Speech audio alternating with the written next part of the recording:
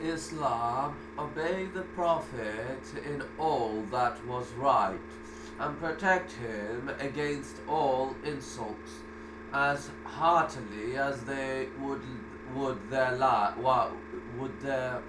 wives and families. They then asked him what would be their return if they should happen to be killed in the cause of Allah. He answered paradise, whereupon they pledged their faith to him and his cause. The Hijra, people of Yathrib, Medina, welcomed Muslims.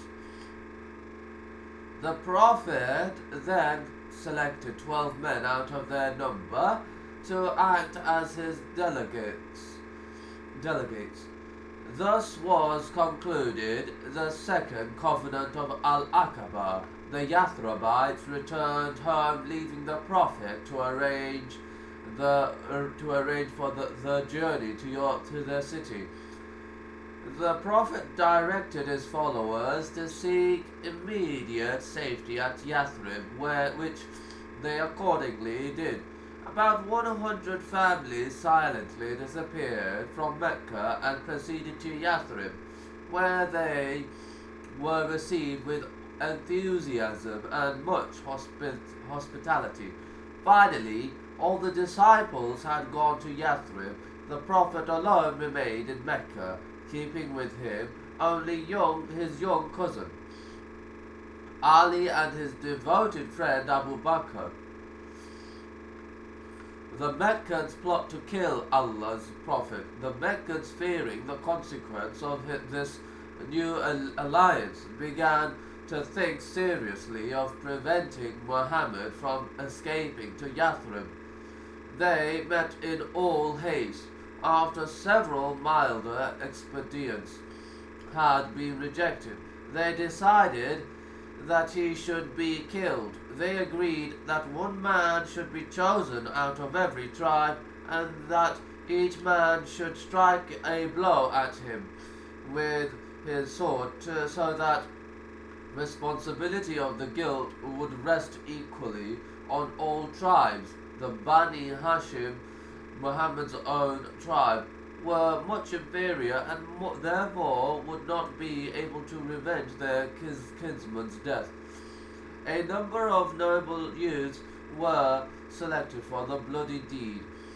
As the night advanced, the assassins posted themselves round the Prophet's dwelling.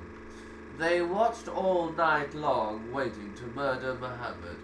When he should leave his house at the early dawn, by some the Prophet had warned of the danger, and he directed Ali to lie down in his place and wrap himself up in his green cloak,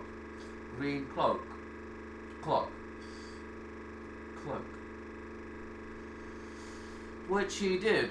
The Prophet miraculously escaped through the window, and he repaired to the house of Abu Bakr, unperceived by door. These in the meantime took through a crevice, and seeing Ali, whom they mistook for Muhammad himself asleep, continued watching there until morning. When Ali arose, they found themselves deceived. The fury of the Quraysh was now unbounded. The news was that the news that he